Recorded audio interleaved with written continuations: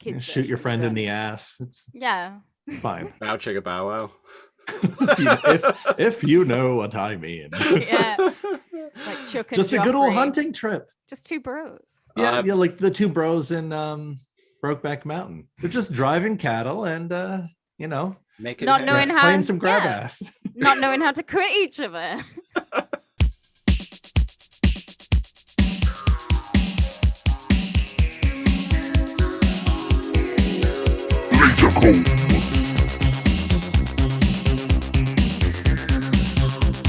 Greetings, strangers with candy. Hey. Welcome to episode 6 of the LAZOR podcast, the weekly show where we comb through random episodes of classic TV shows with a fine-tooth laser. I'm one of your hosts, Christopher Siege. I'm NeoCal. Hello. And this week we are joined by a special guest from the Sick and Wrong podcast, Kate Rambo. Hello. It's me. Hello, Kate. Hello. Welcome to the show. Hello. Yes. I'm here Welcome, for a good time. And a long time, probably. Uh-oh. I always have a lot to say. I'm very opinionated on everything. Yes, you're here from the Sick and Wrong podcast, a show I've been listening to since 2013, and you've been on there for about a year now.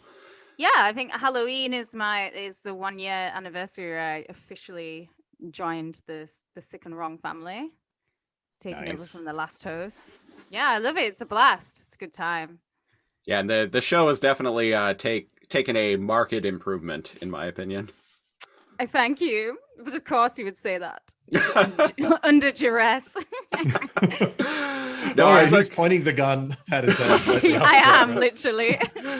No, I was actually, I was talking to someone about this recently, and I think, like, you bring a level of enthusiasm to that show that definitely wasn't there before that. Yeah. I mean, I've got to give the last host his dues. He was on it for 5 years, and I think if you're not wanting to do something and you're gonna go and do it, it kind of becomes a chore at that point rather than something fun. And Gotta take him out to pasture. yeah, That's I the think prime. it was ready to go. But I still can't believe Dee, the co-host, he's been doing it for like 16 years, the show. Yeah, That's we crazy. actually put one of our shows that we were doing weekly for nearly a year. We put it on hiatus a couple months ago now for kind of the same reason. Like, it was starting to feel like work. Yeah, it's the best This thing one. Yeah, Hey. we are wearing the same shirt. Purely by Pretending coincidence. like we didn't plan this. Yeah. Well, I think you guys both know how much work it takes to make a podcast and to make them happen. It is a full-time job. It's like a hobby that becomes your life. And like, yeah, I love doing it. It's just so much fun. Yeah, especially me, the guy who edits and produces and publishes and runs creative and yeah, it's his thing, right? It's your his baby. But just speaking from my side of things, it's just hard enough to get people to find the same day and to even watch the content that you're supposed to review, like the basic thing, let alone editing, paying for services to upload it, dealing with audio and hardware and software issues, blah blah blah. So yeah, inside tip from the world of podcasting, listeners, doing the shit ain't free. It is not. Yeah, It is but not. like I always say, because I've been in bands and stuff, being in a band, if you have a child and your child comes to you and says like, "Mommy, I want to learn the guitar," I would just be like, "No, you're not gonna do that," because if there's nothing more expensive than podcasting, it's being in a band. Learn the banjo hobby. instead. Which is also very expensive. and do any of it. brass instruments, and same thing with having a kid in sports. It's all expensive. Having a hobby, like there's probably not one free hobby unless, because even like walking in the woods, that's not even free anymore. The liberals took it away from us. Time is money. It's not even free. I've had places that have fireplaces, and when you're a city dweller, Man, I'm not paying somebody $30 for 6 pieces of firewood. I used to sell firewood in the town I was from, a whole truckload for $100. I'm not paying $30 for 6 pieces. Get out of here. Sorry, small rant. that was a villager rant. That's a villager rant. You know, I've never lived in a place that had a fireplace. I've known people who did, but I never have. Yeah. It's overhyped. Yeah, it is overhyped, but I mean, a fire is lovely. When you have a real fire, when you grow up as a kid, you quickly learn what will and will not burn. That's true. And you learn how effective diesel is at getting that motherfucking fire to actually start. Basically, every camping trip I ever took. What can I burn today? Exactly. It's exactly what it is. What will burn? What will make this fire grow bigger? Reach to the heavens. Doritos. Doritos are great kindling. They're great kindling, and they're also. Well, what you do is you wait for people to go to the bathroom or leave, and you grab a pop or a beer and you shake the shit out of it and you bury it in there, and then you just wait 10 minutes for it to explode and freak everybody the hell out. That was my favorite thing. I would never waste beer like that. You could not come to. Never bought an 8-pack of Lucky, I see. We don't even have that beer. We have a lot of shit beer here, though. The land of shit beer. Cooking lager, we call it. Oh, I like it. Yeah, Lucky is I think it's a BC beer. It's a very low regional, like low quality. It's cheap beer. Yeah, is it tasty though? Is it every so often you're like, I just want a Lucky? I suppose our version of that, we've got Carlsberg or Carling. They're the two beers that I just hate. They're like really watery, low quality. Yeah. You have one can and then that's you like pissing for like 6 hours. I come from a very low class alcoholic family, and they all drank Lucky. Right. Okay. I get it. Yeah. Yeah. The cheap shit. I want a beer now. Not a Lucky though. No. Y'all ever heard of PBR? Pabst Blue Ribbon. Oh yeah, we can get Pabst. I know over in America, because that's Stone Cold Steve Austin's beer too. I know in America it's got a different reputation, but over here everyone likes Pabst. Like it's a good beer. I went to Seattle and it was like a big thing there, Washington State. Yeah, I tried it and didn't really get the hype. I like it. I think there's definitely worse beers. Oh, there's definitely worse. Yeah. Yeah. But I was expecting like ambrosia based on its like international appeal. Yeah. I think I've heard American friends say that it's like the Trump beer. That's what the Trumps will drink in like certain states. How dare they? Because the Western states love it. Yeah. When you say tramp, do you mean tramp in the UK sense of the word or tramp in the North American sense of the word? Oh, so is that, do you mean like a hobo? Or a whore? Yeah. Oh, the classic sense of the word tramp. Yeah, no, I just mean a street rat, a vagrant, not necessarily a hobo. Somebody you know is going to get... Over here, you can't do that with pubs because it's expensive, it's imported. But it's cheap in America, so I think that's why they drink it, because it's cheap. The chosen drink of the chosen drink of the kind of people that I fight day in and day out when they try and steal Haagen-Dazs from my grocery store. Is it Pabst or Lucky? Just beer of that quality. Yeah. I do love a beer. I couldn't live without beer.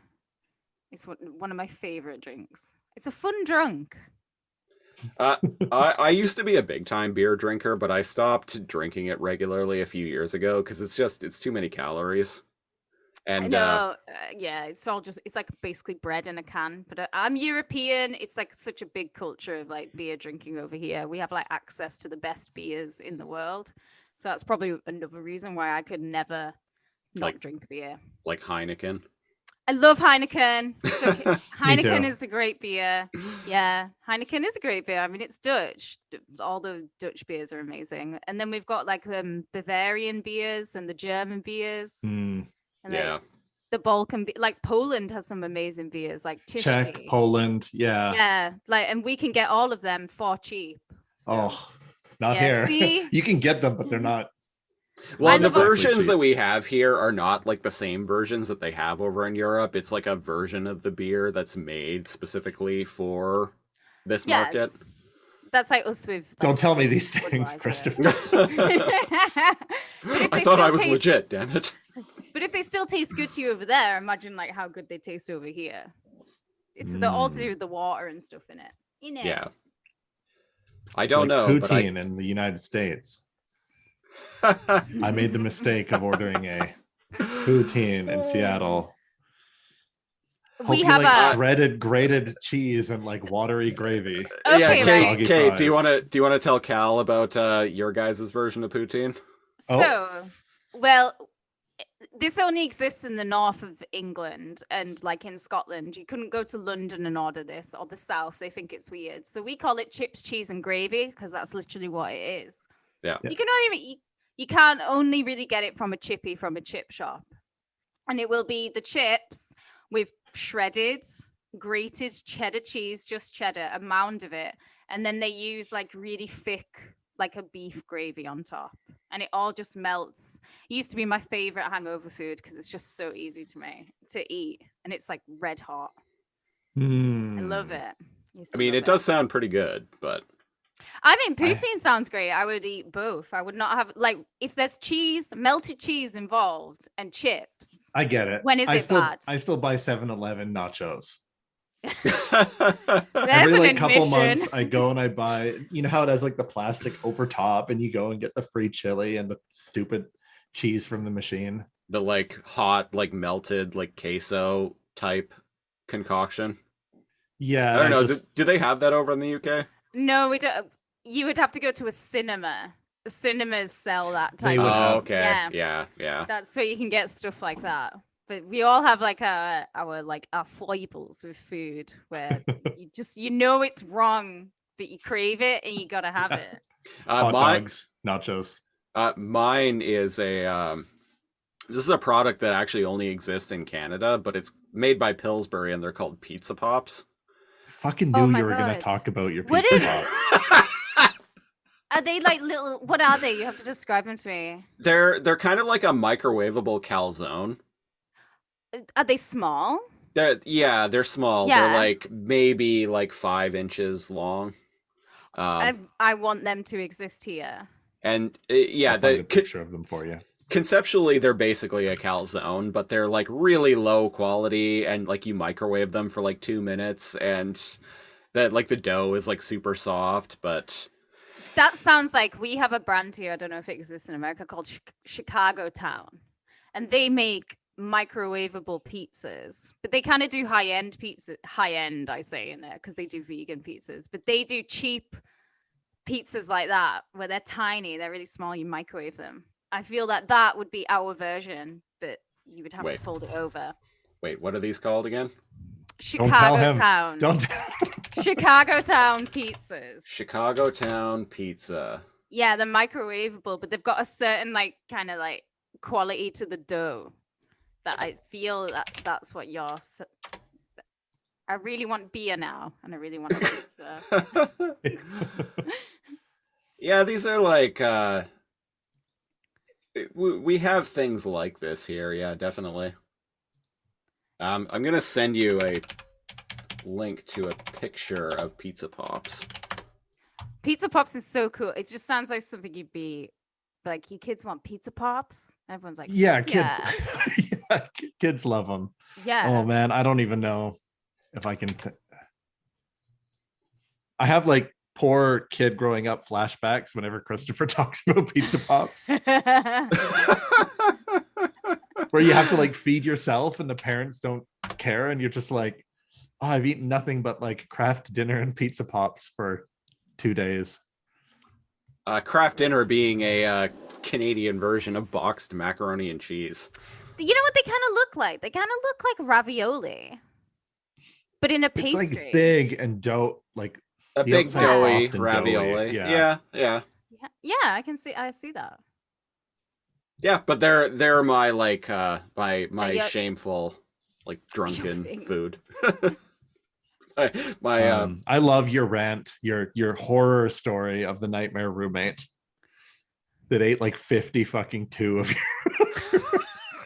your pizza pops over a weekend. Okay, so me and Cal were talking about this at a pub the other day, but the aforementioned Christie's pub. But back in the mid 2000s, like I was on like government subsidy money, so I was only getting money like once a month. And so what I would do is I would go like do like a big like grocery shop and just buy essentially like a month's worth of food. And those Pillsbury pizza pops, if you go to like Costco or Walmart, you can get them in big like 28 pack boxes. Most grocery stores only sell them in like 4 packs.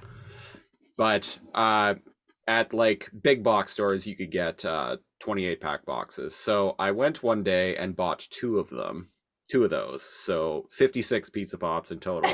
And I brought them home, stuck them in the freezer. And at the time I was living with like a friend of my uncle's, because like it was this like situation where I had to move and my uncle was like, hey, I got a buddy / neighbor who needs a roommate. Do you want to move in there? And I'm like, sure. Desperate times call for desperate measures. And he was this total like fucking jackhole of a dude. Like I couldn't stand him like right from the get-go. But so on a Wednesday, I bought 2 of these big 28 pack boxes. So 56 pizza pops. I bought them on a Wednesday. And then on the Thursday, I went away for a few days until Sunday, and then came back. And when I came back, there were only 4 of them left. This is giving me, like, you know, that episode of The Simpsons where Homer eats all the Kraft slices of cheese overnight? It's reminding me of that. So much worse. That's the funny thing. So, and this was the span of like 3 fucking days, because when I left on Thursday, like all of them all of them were still there, or I had a couple of them. I can't remember exactly, but like you didn't eat 50. I did not eat 50 of them, no. And so I came back on Sunday and I found out that they all but like 4 of them had been eaten by my roommate, his best friend, and my roommate's sister. Were you raging? I would have been so angry. I'm angry now. I was fucking pissed off, and the guy was basically, I was like, you ate like fucking 50 of these things in the span of like 3 days? And he was just like, yeah. There's nothing worse than when you really want a food as well, and you go and get your food, and then you paid find for them. out. Yeah, not only that, but like when you really want something and you go and find it, it's not there. There's I like left a you a level couple, of man. deep rage. Yeah, no. I want 50 of them. I don't want a couple. I want 50. Trailer park justice. This was actually in a trailer park, funny enough. So. Oh, shit. Did he get his trailer park justice? Sadly, no. No tires slashed. Okay. One day. It's been 16 years, but one day. Shout out to that guy. Shout out to that guy. His name was Joey. Fuck you, Joey. You piece of shit. Joey Cadell. Fuck you. Yeah. Hold out. I agree. Name and shame them. Anyway, this week on the LaserComb podcast, we, as chosen by the random number generator, we landed on episode 17 of Strangers with Candy. Kate, Strangers with Candy was your choice for the show of this week, yes? Yeah, Strangers with Candy, I would say, is my all-time favorite TV show. And it's so crazy because no one's ever heard of it. And when you mention it to people, they're like, what? And I think it's hilarious. I think it's brilliant. So when you mentioned it to me, I was kind of familiar with it in a roundabout way. I wasn't familiar with the show. What I was familiar with was the movie, because when the movie came out back in 2005, 2006, I was working at a video store. And so I remember seeing that DVD cover on the new release wall. Yeah, of course. For like a year or however long. But so I knew of it, but I didn't know that the movie was based on a show. And lo and behold. I actually really like a lot of people slate the movie, but I actually really enjoy the movie. There's some really funny moments in it, but the series is obviously better because it's just so quick and succinct. So what's the show about? Tell us about it. So the show's about this character called Jerry Blank, who is a loser, a user, and an abuser. She's like in her 40s, and she goes back to school, and it's like what happens when somebody who's been a drug addict, a prostitute, been in and out of jail, gets sent back to like a child environment. And it's based on a real woman. She's only in her 40s. I know, she looks like 60 something. It's based on a real person as well. She's called Florrie Fisher. She did a book, which like I think it's kind of like a scared straight book. I get the impression that Florrie went and did the rounds of the schools telling them like, don't do this and don't do that. And there's a few things in the film and in the show that is based on things that happened from her book. The last time the book sold on Amazon, it was 600 quid. So she visited schools and kind of was like, what's it called? A motivational speaker by talking about how bad her life was. Yeah. So she's like a female Les Rotundo version of Schlitzie. Completely. Because she did write a book. But they looked like, I know that they were all part. So there's like Amy Sedaris, Paul, I will say his name wrong. What is it? Paul D'Amello. Paul Dinello. That's it. And Stephen Colbert. They were part of a comedy troupe together. And Paul and Amy had been writing a series that was based on Scared Straight. And I know that Paul and Stephen Colbert, they saw video footage of Florrie, thought she was absolutely hilarious, showed it to Amy and were like, please do an impression of this woman. And she just did it down pat. And from there, I think the ball just really rolled. And Paul and Amy just wrote the whole series like really quickly. Amazing. Yeah, I looked up Paul Dinello. He's actually still writing with Stephen Colbert. Like he wrote on the Colbert Report. He writes on the Late Show. I'm like, wow, that's a pretty strong professional relationship there. All three of them are still friends as well, because Amy Sedaris has her new show and he features on that. Sometimes Stephen Colbert will make little guest appearances, but they're all still like super close. And I mean that you can definitely tell that, because I don't think you could write a series like Strangers with Candy without being best friends. Yeah. It has that kind of like Seth Rogen, Canadian actor and like film producer and writer. He's like friends with all of the people like in his movies and the co-writers and the not James Franco anymore though. No. Sorry, was. All the people that were from what was that TV show that they were in together? Freaks and Geeks. Freaks and Geeks. The Freaks and Geeks crowd. Yeah, I liked Freaks and Geeks. I only first watched a few episodes of it like a couple of years ago. Yeah, it's good. And I was like, oh, everything from this point makes sense now. They're all here, the cast. Yeah. Yeah, I think I first took notice. Like the first thing I noticed Seth Rogen in, I think, was Knocked Up, but like I really started paying attention because of Pineapple Express. Yeah, I'm the same. That's dumb. Yeah. You know that the roles were supposed to be reversed? In Pineapple Seth Express? was supposed to be the super stoner, and Franco was supposed to be the straight man. Okay. Yeah. And then like before they started shooting or whatever, I can't remember who or why, or they were like, hey, you guys should switch the roles of this. And they just did. It worked. I met him. I met the rest is his. Oh, really? How? So I've mentioned it before, last decade or so, I've been in the hospitality industry, working at a fancy hotel. And we get people like that. And it's fine to talk about now in passing, but we're not supposed to talk about that. It's very fancy hotel. One of those hotels that I could never afford to even like stay at, but that I work at. And I did security and valet driving. And he needed something from his car at like midnight, right? And I was like, hey, I can put on like coffee for you if you want. And he's like, really? Was it? No, it's like 12. Was it his dime bag? And he had a really old smart car, and it reeked of weed. And really old smart car, like holy cow. But yeah, good for him. And I went and got something from it or whatever, like brewed coffee or whatever, and he comes back down like 15 minutes later, and he's all like in his robe that they have in like the rooms, and like slippers, and he comes down and he's like, oh, coffee. Coffee. And I was just like, oh yeah, hey, blah blah blah. And he puts like 4 packs of sugar in it, does his like thing or whatever, sips it, ooh, hot. Just kind of like gestures at me in like the lobby, and I'm like, have a good night. Cool. Yeah. Peace. So it's not funny or like cool It's or just like whatever, but a nice encounter. he was exactly how he is in the movies.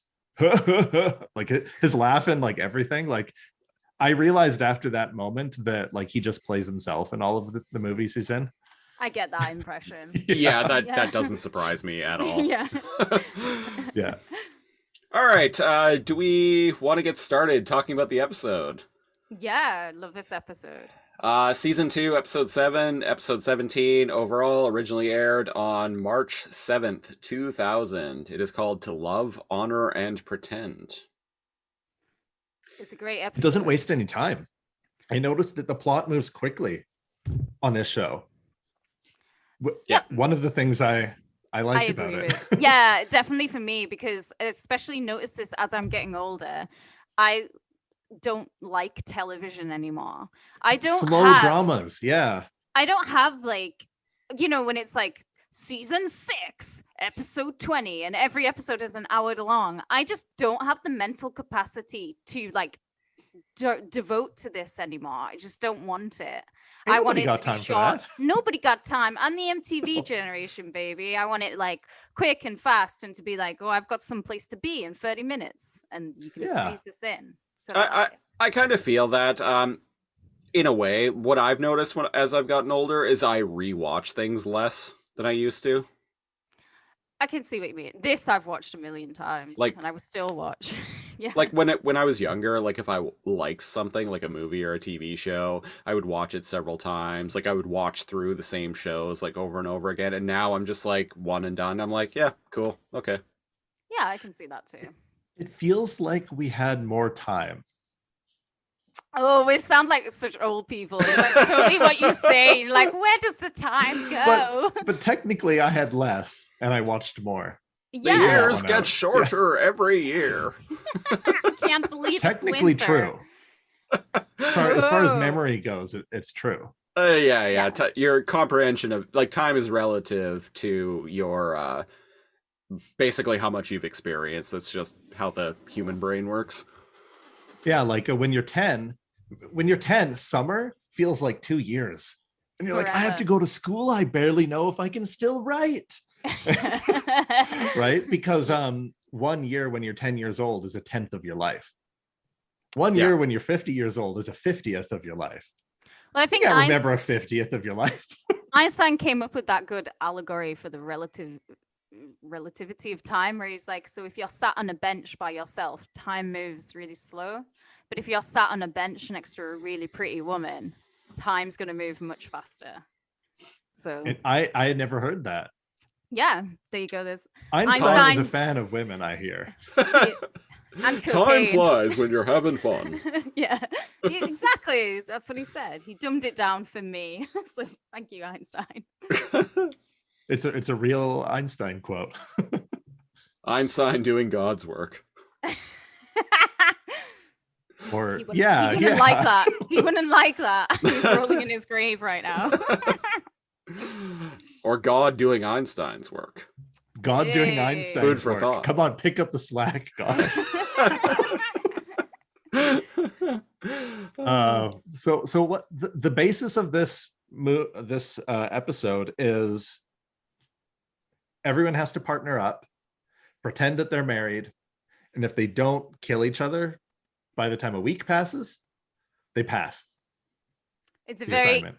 I was saying that you couldn't have picked a less offensive episode of this entire series. There's like so little, because I always say that Strangers with Candy is a lot like South Park. Everyone is a target. It doesn't matter who you are. They will make jokes about you, which I like. Like, I think everyone should be made to have jokes of. No one is above episode... scrutiny. Yes, Nobody. exactly. Yeah. But this episode is just a kind of like a classic. It's just like a classic comedy setup, and I like it. And there's some great moments in this episode. There's one part that made me kind of like guffaw, and somebody's saying something about drama club or Latin homework or something like that, and the main character like turns to him and she's like, she says something like, well, your loss, or oh, like whatever, faggotus. Yeah. Right, like in Latin, and I was like, oh, that's common throughout like the series. My favorite, when we go through the scenes, my scene is definitely when they go to Chuck's house. It's like nearly theater when they go to his house. Yeah, I enjoyed that bit too. So there's something jarring about the show that took me a while for it to click. The whole thing is like a sketch. Yeah. Oh yeah, Everybody totally. is a caricature of themselves. There's no laugh track, but everybody is a stereotype to the extreme. Yeah. But they handle the pacing of the show as if it's a drama or a sitcom. Yeah, this show is definitely like it's an SNL bit essentially stretched out to 22 minutes. Is an SNL bit. Yeah. But I think it's elevated above an SNL bit. I just think it's super intelligent. You can tell it's like these people know what they're doing. Yeah. I just mean like stylistically and thematically, it's sketch comedy. It's a sketch comedy bit stretched out to a full 22 minutes. Yeah. So in this opening scene, as we mentioned, the class has been given assignment to fake a marriage. Essentially, they get paired off, and if they can get through an entire week being a fake couple, then they pass. But if their marriage fails, you fail, as the teacher says. So here's my question that I'm wondering about this: the teacher also gets paired off with someone. Yep. Yeah. What? Joffrey. Joffrey. Yeah. So, what kind of classroom assignment does it involves the teacher joining in on the fun? And this one. Yeah. And it happens throughout the series as well, where the teachers get very devoted to their students. I'll just put it like that. What's the guy's name? Joffrey. Joffrey. Thank you. Mm-hmm. What's he the teacher of? He's the art teacher. Oh, I should have known. Okay. Yeah. The main character of the show, Jerry, she ends up getting paired off with a kid in the class named Ronnie. Ronnie, I like it when she goes, "Nice basket."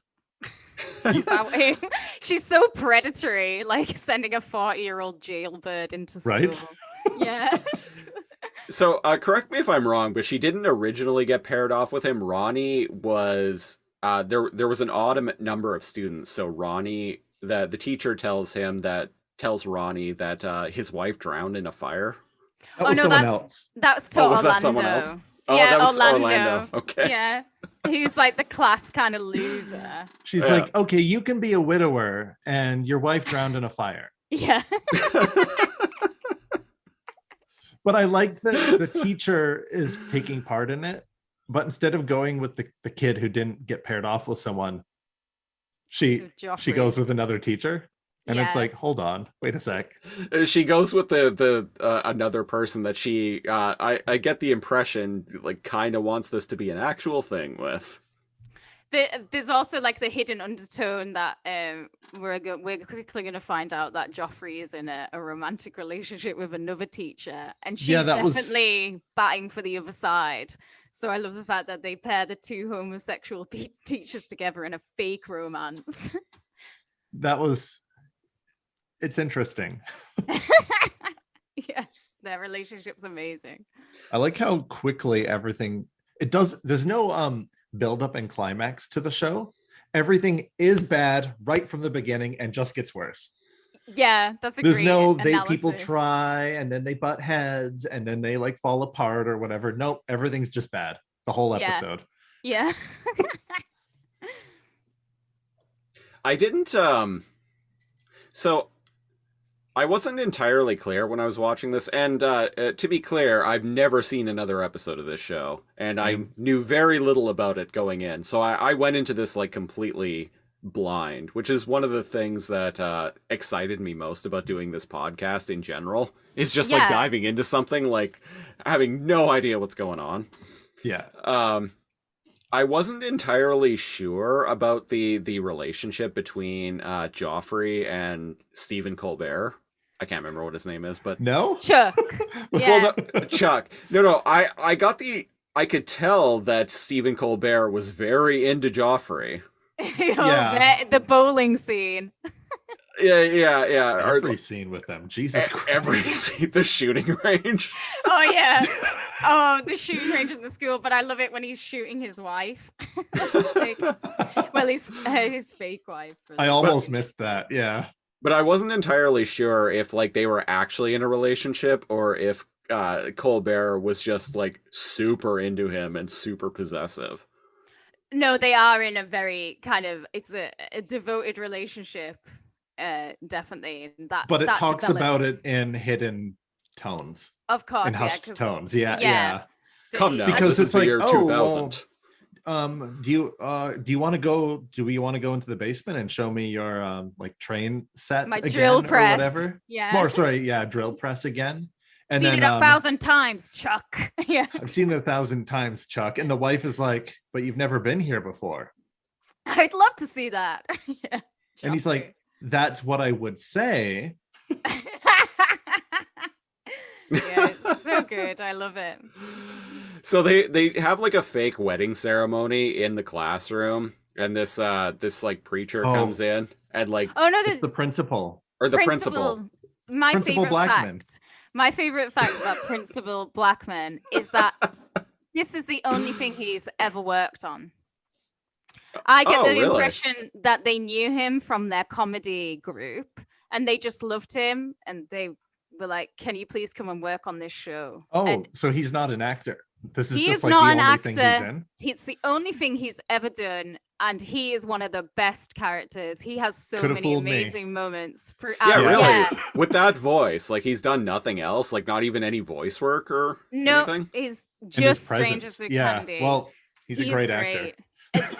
Some of the other things he gets up to in the series is just amazing. I would love, I just think what a great opportunity as someone who's in like a comedy group or to be an actor to say like, we're making this show, we want you to come on, you're going to play like a very large bit part and you've got total freedom.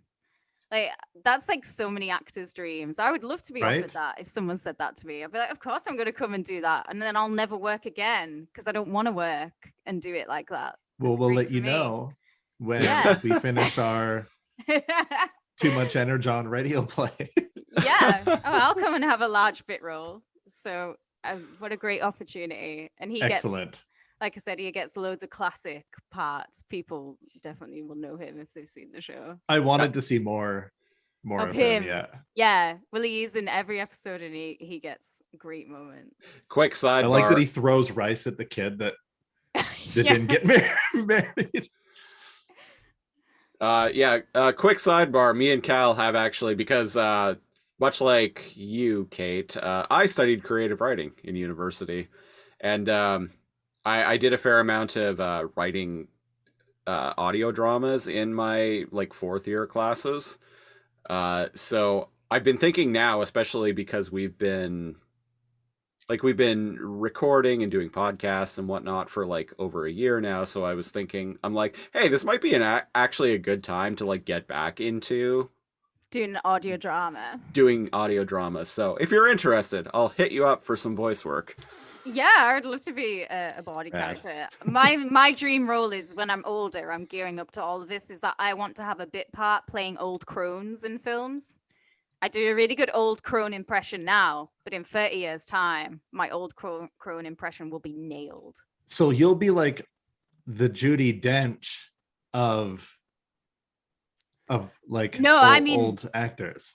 The person who I'm basing it on. Have you seen Robin Hood, Prince of Thieves, the Kevin Costner version? Oh yeah. Yeah. So you know the witch on that, the old crone witch.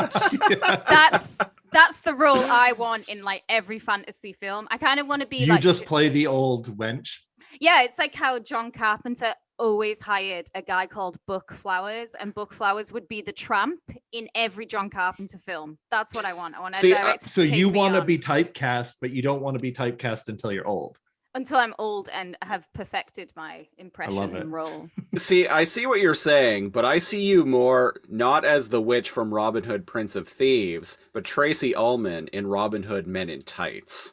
Oh, it's the glasses. Yeah. That's a great film. I love how like Latrine, I think her name was. Yeah, Americans really love Robin Hood Men in Tights. Like everyone over there just loves it. But The over movie's here, everyone's like, fucking hilarious. It is. It's good. I miss all those parody comedies of like the early 90s, like Hot Shots and all of that. Yeah. Bring them back. Yeah, bring those back. Scary Movie 8. Scary Movie 8. Funny enough, like to this day, anytime I see Dave Chappelle, I just think of him as the character from Robin Hood. I forgot he was in that. Yeah, he was like one of the co-leads in that. Anyway, so what's going on in this episode? What's going on with it? So yeah, they've had a fake marriage, and now this poor kid Ronnie, who has a girlfriend, is now being forced to be Jerry's husband. And Jerry, to begin with, she's not taking it very seriously, is she? But then her possessive prison side kicks in. Yeah, Danny just wants an A. He's a good boy. Yeah, he just wants to pass the class with like, no muss, no fuss. But Jerry's not having it to begin with. And like we didn't. Oh, this also includes one of my other favorite recurring characters from the show is Stu the Meat Man, who is her stepmother's boyfriend. So at this point, Jerry's dad has died, who is also a great side character, and she's with Stu the Meat Man, he features in Amy Sedaris's new show as well. He is hilarious, Stu the Meat Man. Like, remember that scene where he's talking to her, and they're trying to get in the mood, and he gets pissed off because Jerry interrupts him, and he's like, well, I'm going to go take a dump. That cracks me up every time. Yeah, I remember that scene. I didn't really understand what was going on there, honestly. Yeah, he's got a whole wife, a whole family elsewhere, but obviously Jerry's mom is totally into Stu the Meat Man, but he treats that family like they're his family. Jerry and her brother, her stepbrother, who we actually don't see in this episode, but he gets some great time as well. Yeah, what is he? They're talking about her assignment, and he's like, "Oh, it's very important to a marriage for you to blah blah blah." Speaking of like the sanctity of marriage, I have to get home to my wife and kids. To my wife and kids. Bye, honey. Yeah. Stu the Meat Man is one of my favorite side characters. He gets like lots of great time. Him and Prince of a Blackburn. There's so many good actors, and there's like a lot of stuff like that where it would have been ad-libbed at the time. We'll just never know. Yeah, it's just little things like that. So Blu-ray special features. Yes. In the classroom, Stephen Colbert walks in and Joffrey and what's her name? The teacher. Oh, I can't remember the teacher's name. The teacher. Fake wife. Yeah, fake wife Joffrey's teacher. Fake wife. Joffrey's fake wife. So he walks in, and immediately Stephen Colbert is like super, super, super jealous, and he starts alluding to a going on a hunting trip that they go on every weekend. Which just cracked me up immediately. Yeah. Just the implication of like, oh, going on the old like hunting trip, or like in the 60s Batman show, they would always go quote unquote fishing. Yeah, they go fishing. That show I forgot about that. Hold on. That show is so homoerotic. In hindsight. It's great. It's amazing. All the costumes in it alone. So yeah, Stephen Colbert like talks about this hunting trip that they're going on, and it's all really awkward, and he says to Joffrey, he's like, hey, don't forget about and he like fake cocks a shotgun and like points it at the teacher's face, and actually like shoots it. He's like, don't forget about the hunting trip. Just right to this chick's face. It's amazing. Yeah. Such an awkward dinner. It is an awkward dinner. Okay, what's going on? They're eating food out of like boiled like plastic packets. Can you not remember when that was a real fad? That was such a fancy dinner fad back then. But you would pour it out of the bags. You would just throw the bags on a plate. I think the joke is that they are just eating it out of the bags, but that was a real fad. I remember that. No, I remember that too. That's way later in the episode, though. Why was that a fad? It's supposed to like keep the nutrients in or some. It's just like they go through fancy food fads. It's like, why was duck à l'orange a fad in the 70s? Okay. Yeah, you can also still buy you can still buy like frozen, like bagged vegetables that you just microwave for like 5 minutes, and you boil them, right? Or you can microwave them too. Yeah. What? Yeah. I don't put plastic in the microwave. I think D. Simon would be dead without the microwave and bagged vegetables by now. It's all he eats. Hey, I buy them once in a while too. That shit's convenient, okay? Yeah. Like why pizza pops. And pizza pops. I'm trying to remember where do they go next after he fake shoots her? And then it cuts, doesn't it? It cuts to the main character like hashing out the details of her fake marriage to Ronnie. Yeah, and she doesn't care. And then her best friend Tamala comes down with her. I think is he Jimmy? I always forget his name, but it's Tamala and Jimmy, and they're picking out paint swatches for their imaginary house. Right. Yeah. Insufferable. Yeah. Everybody hated that couple. Yeah. And then we cut to the bowling scene that we mentioned earlier. Oh my god, yeah, I love the bowling scene. You know what? I noticed this I've seen this episode a million times. That bowling alley is a really, really good set. And there's so many other actors on it as well. And for how short that little segment is, my favorite part is when he goes to throw the ball and it just nails that woman in the head. It's classic comedy. It always makes me laugh. But it's a great set for the amount of time that they spend on it. And I don't think they ever go to the bowling alley ever again. I think throughout the entire series.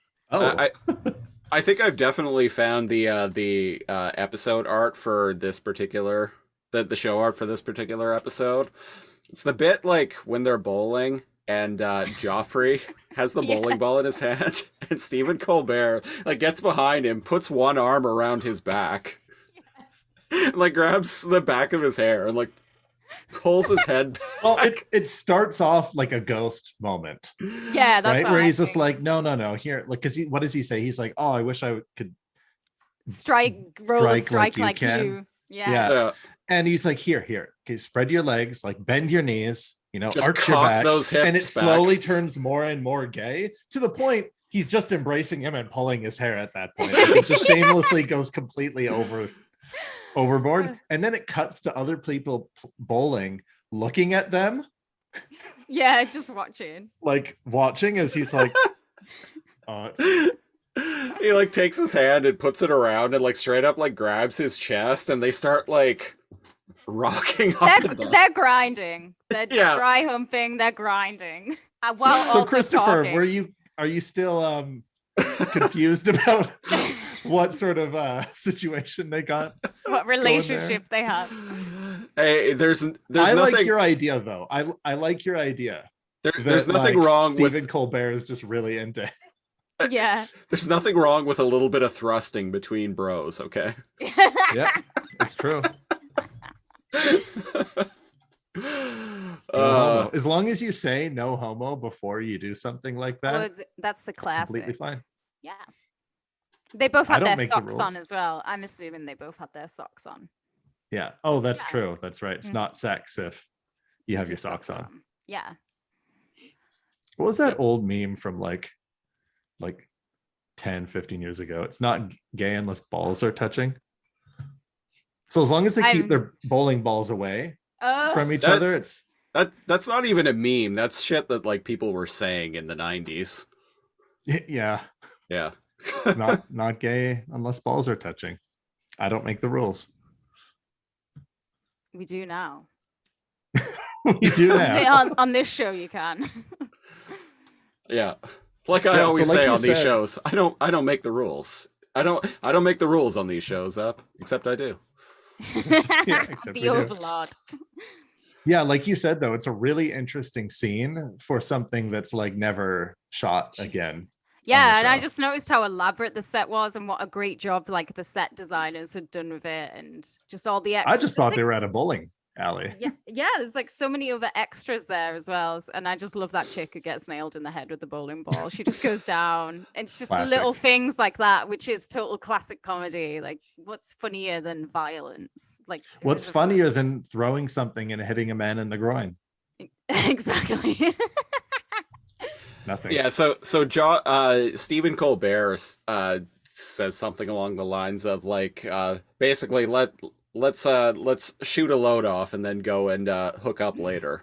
And Joffrey is like, no, I can't. I'm Cherry, that's the name of the teacher. Yeah. He's like, no, I gotta go spend time with Cherry later. And like Colbert like gets mad and like swings Joffrey around, and it makes him like throw the bowling ball he's holding right into a chick's head. Like fucking the clocks are one. And nothing happens because of that. He clocks her, she goes down, and it's just nobody comes up to them or anything. It's just dealt with. There's no justice in this world. There is no justice at No, Point High. No, she's just dead and gone, and no one cares. So yeah, like Colbert like gets mad about this, and Joffrey leaves, and then Colbert like gets even more pissed, and he grabs another bowling ball and like fucking overhands it. Yeah, haven't we all wanted to do that? We've all wanted to do that at bowling alley. I have done. I was in shot alley. put. Oh, have you?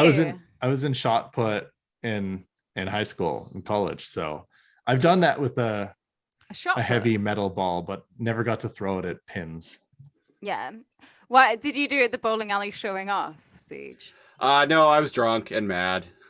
Yeah. This is why you shouldn't bowl while you're drinking, ladies and gentlemen. Which is weird because they serve beer there. It is impossible to bowl and not get drunk. I think it's just impossible. It's fun. You go to the bowling alley. Did they immediately kick you out? Yes, I was kicked out. I was kicked out and I was banned.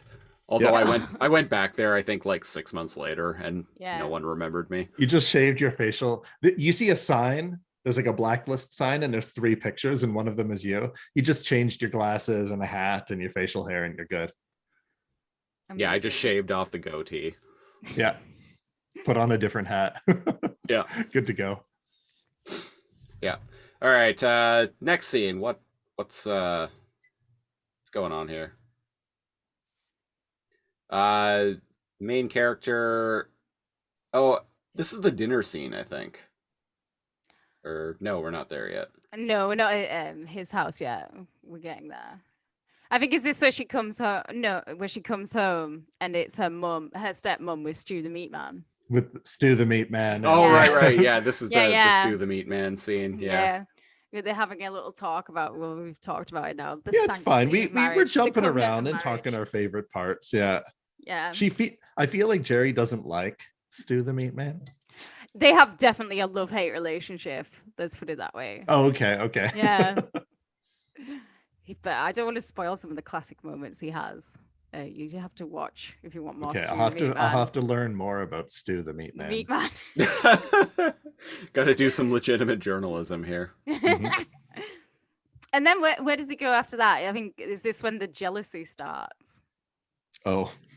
Here we are with the bit in the school hallway at the lockers, and this is where Ronnie like tells her basically Yeah, Ronnie is like, yeah, so if it's between staying married to you and getting an F, well, I'm looking forward to that F. Yeah. Good for him. I always notice. So he's in his locker. He has pictures of his girlfriend, but he's also got a picture of Principal Blackman as well. Yeah. Like he just has like the most boring pictures in there. Like presumably his family, the principal, his teachers, like good boy pictures. He is just a good boy. Ronnie's just a good lad, and then he has to be married to this like odorous creature that is Jerry. I would take the F as well. She doesn't care about him until she gets jealous. Yeah, that's what I love. And then when she gets jealous, it's complete prison wife. She's crazy. That photo of Principal Blackman in his locker is just to keep him in line, you know. Oh, Principal Blackman's put in there. Because did you notice as well when she goes into the toilet to interrogate his girlfriend, she's taking off a paper towel, and the paper towel has a picture of Principal Blackman on it. I didn't notice that. Yeah, I was like, oh, wait a second. That's that guy on the toilet paper. I was confused about that. I was like, okay, is it just kind of to keep the students in line where his stern face is like everywhere? Yeah, there's a bit of communist element to it, isn't there? Yeah, where you see like the glorious leader's face everywhere. Yeah. So we cut back into back to the classroom, and Joffrey and Cherry are like writing up on the chalkboard. Oh, like, yeah. talking about like very mundane, like day-to-day plannings, and they're like disagreeing with one another. Yeah, it's like how to budget for your how to budget and compromise. Yeah. Right. And it's like, for instance, I get to choose something that we shop for groceries, and it was something like what? I can't remember. It was like something basic like fish or rice or whatever. Yeah. He wants to get beans. Yeah, she wants beans, and he wants a fish tank with and he's fish. Like, I want like a 60-gallon fish tank with like pumps going into it and like 80 pounds of gravel. And then it goes back to her and she says something normal, and it goes back to him, and he's like, so I can fill it full of like 6 puffer fish. Yeah, he's exotic, expensive puffer fish.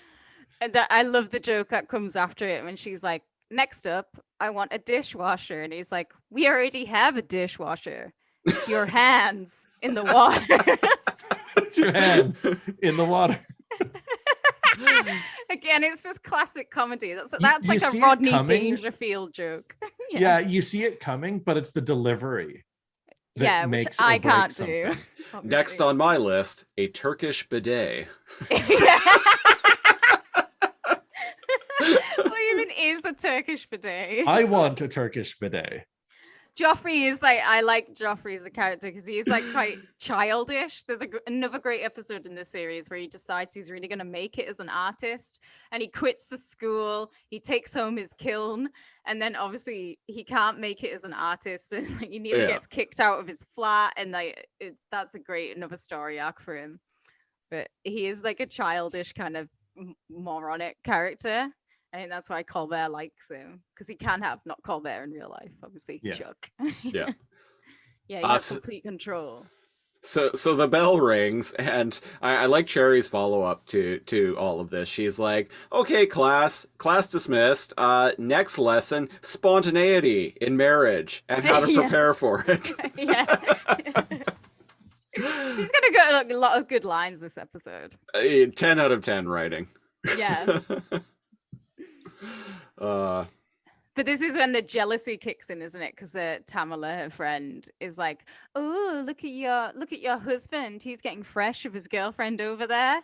And I like it because when they walk out the room, she does that just classic thing where she pushes stuff off a shelf, like in anger. She does it out of malice. When she didn't give a shit like 30 seconds beforehand. Yeah, now the jealousy is here. Yeah, and then here's the bit where she like confronts Ronnie's like actual girlfriend in the washroom and is like getting all jealous. It's brilliant. You know what is like quite good about it? I like it because like she's obviously been in prison, but you remember when you were in school and you used to think like it is a prison. There's a lot of like stuff like that where it does work both ways, where it's like silly school shit blows out of proportion. And this is like silly prison shit blows out of proportion. This is totally something that could have occurred in school and in prison. This whole It scene feels like it. Yeah. I think what it comes down bullied. to is if you take a bunch of people and put them all into a like confined situation that most of them really don't want to be there for, like you're just going to end up with conflict and drama. Yeah, completely. But this scene, she's so fucking funny. This is a Amy Sedaris. In a way, it's like a miniature that famous Stanford prison experiment. Where Christopher, have you heard about this? Did you take psych in college? I did not. No. Basically, they were all volunteers. It was a psychological study to test compliancy and abuse of power and that kind of thing. And half the volunteers were prison guards. Wait, are you talking about the Lucifer Effect? Well, I'm talking about a certain experiment. I don't know about the effect. The Lucifer Effect was something that was hypothesized. It essentially was done. It was done in a prison, and basically, the Lucifer Effect is the notion that people will go along. Essentially, people will go along with being shitty if like enough people around them are also being shitty and abusive. I think the Stanford prison experiment. I heard about that in Anthro. Yeah. So and not only that, people get up to worse behavior when they're with other people than they do when they're alone, which is it's exactly the counterintuitive, right?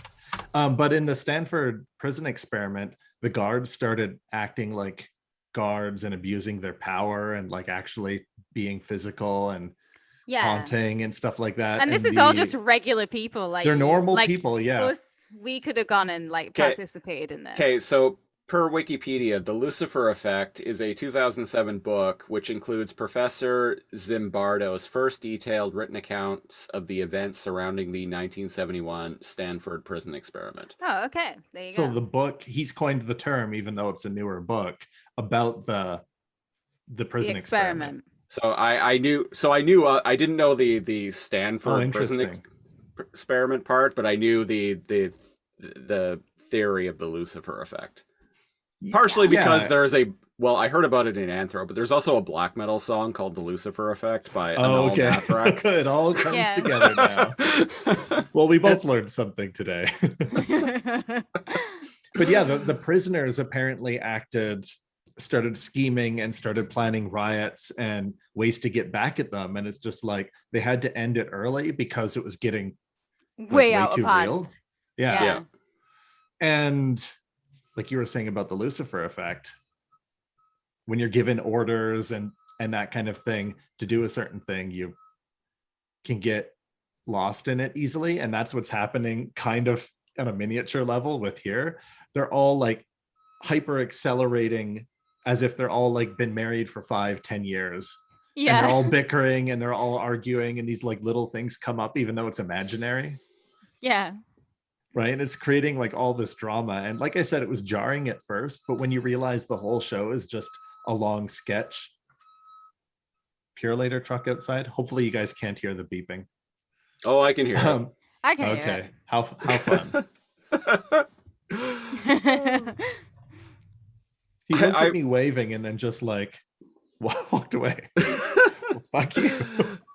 So I've complained like on various shows that we do, I've complained about like random background noise like popping up. I was listening to a podcast that I listen to on the regular. Was not Sick and Wrong, but it was another show that I listened to quite a bit.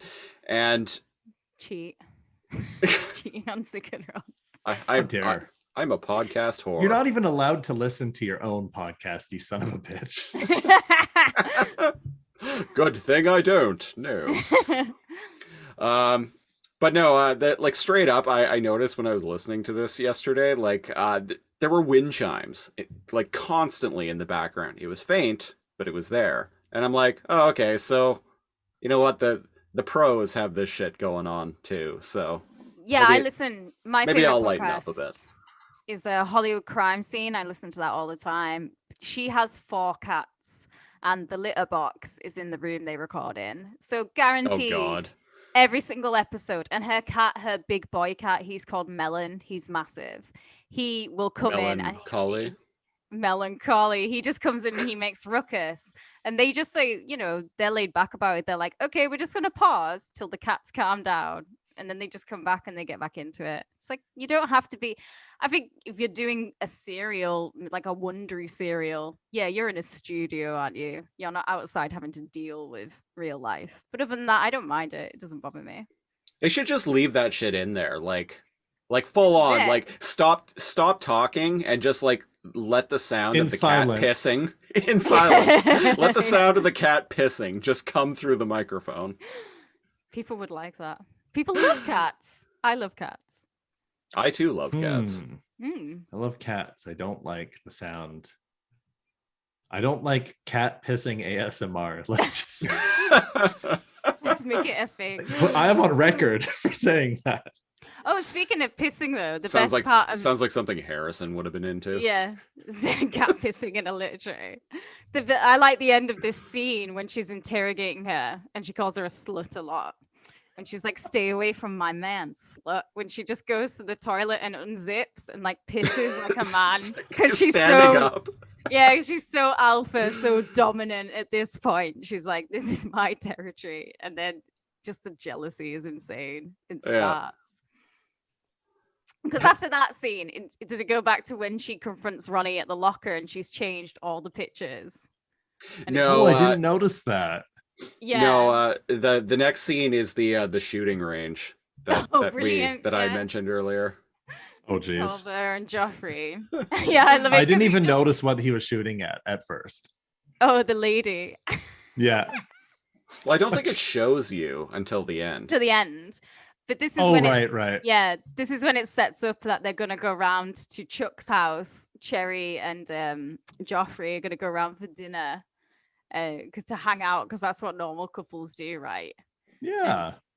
And that's what I hear. Chuck is not happy about this situation. He is beyond upset.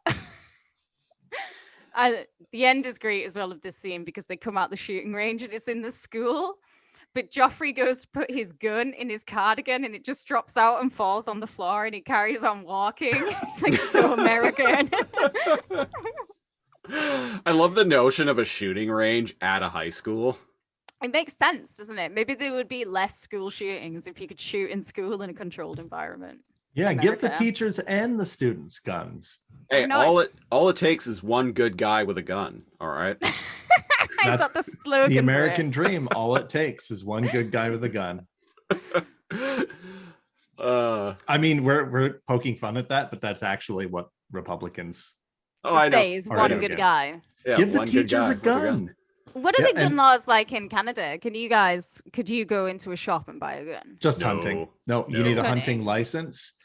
Shotguns here have a limited capacity and it's filled in, right? So you can only have, I think it's 4.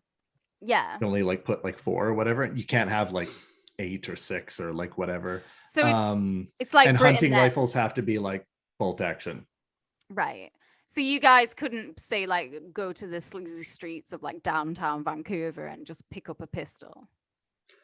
No. You could do that, not legally, however. Yeah, that's what I mean. The black market is very like it's kind of like the black market for Britain here for guns is really, really, really limited. That's why there's a lot of stabbings here instead of shootings. I always have people like very tame people being like, oh, it's so easy to get a gun. Oh, give me like $1,000 in like 2 hours and I could get a rocket launcher. And they're all these like bad people. And I'm like, shut up, man. You've never even thrown rocks at people. Yeah. I've had people claim, I can get like a handgun in an hour. nerds, man. Like nerds that have never even been in a pine cone fight. Right. And I'm like, you can't get a fucking Uzi in like half an hour. Like, shut up. No, dude. You'd be trembling or you'd get busted. Shut up. Yeah. Oh, look out. Everybody's a badass when it comes to like what they know about like crime. And it's just like, shut up.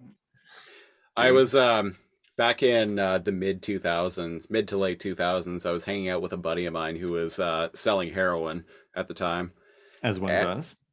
And he didn't do it or anything, but like he was selling. It was what he was doing as work at the time. He was selling heroin out of an apartment. But I was hanging out with him, and this was in Vancouver.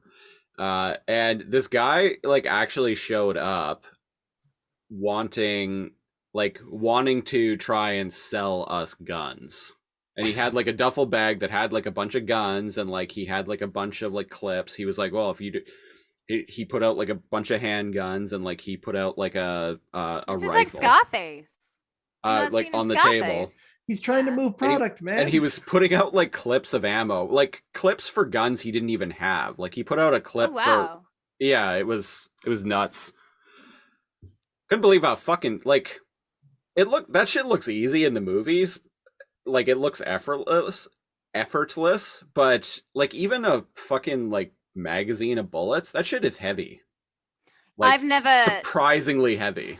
I've never seen a gun in real life, like apart from in museums. I've never like seen a real gun in real life. UK is really strict about their guns. Well, yeah, we had one. I mean, there was a shooting just recently with like because you can get guns. If you got to apply for it, they're super fucking expensive, and the police watch you, so you're on a list. And the police can drop around your house at any time and be like, "We need to see your gun." It needs to be locked away. Yeah. It needs to be unloaded.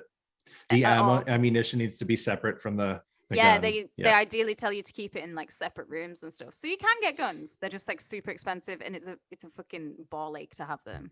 So, but I've never seen one. And I live in like a rural community. I'm sure I could go around to like any farmer's house and be like, "Yo, let me see your gun." But no, it's just. Let me shoot some hay barrels with. Yeah. With your shotgun. That way here. I've shot so many things with a shotgun. It's just fun. The difference. I've shot nothing. Oh no, we used to have BB guns, but they don't count. Those are fun too. I'm actually like quite. I've gone on record saying this before, but like I'm actually quite anti-gun. For the most part, because of some personal experiences. I just don't get. I mean, in the Western world, all they're doing is killing people. We don't need guns. Yeah, exactly. Like what? Yeah. Like what the fuck do you need like an M6 as like a private citizen? What do you need like an M16 for? You don't. When our 30 to 50 feral hogs, my friend. It's true. But when my dudes, my ancestors sailed across that ocean and like just raped and pillaged, they needed guns because there was like buffalo to kill. Excuse me, the term is colonized. When, although I am of Asian descent as well, so it wasn't just my guys. When they did that, I can understand why you'd need a gun to like hunt. It's different now. You can go and buy some pizza pops. We don't need guns to get pizza pops. Even though I just said that they were fun and blah, blah, blah, like other than hunting, like recreation, I do think it needs to be regulated. I do think they need to be expensive. I think you need to buy a hunting license. I think you should take a shooting safety course, blah, blah, blah. Police should have you on record. All of that stuff, make it extremely hard just for hunting. Yeah. But no, a dude doesn't need like an M16 or an AR-15 with like an extended mag so he could shoot like 100 bullets before he has to reload. Like completely unnecessary. When the founding fathers wrote the Constitution, they wrote it at times where there were muskets, God damn it. Completely. It's kind they of never like thought about it's the right to bear arms is like, hey, I'm allowed to defend myself. It wasn't like, hey, I'm allowed to defend myself with fully automatic weapons. I'm allowed to go into my Columbine school and shoot everyone. That's what I'm allowed to do because it's my right as an American. God-given right. They didn't take 30 to 50 feral hogs running into your front yard and trampling your children into consideration when they wrote the Declaration of Independence. God damn it. No. Feral hogs at most were in like groups of 5 to 10. Much different. Yeah, back then. They've been evolving as we've found out. It's a liberal problem now. Yeah. It's on their hands. No, the feral hogs are the liberals. Oh. The feral hogs are the liberals trampling the front yards of all red-blooded, God-fearing tax-paying, McDonald's eating, Walmart shopping, patriotic Americans. God Damn it. Yeah. Ford truck driving. Made in America. God bless it. Where would you be without it, though? The world would be a much more boring place.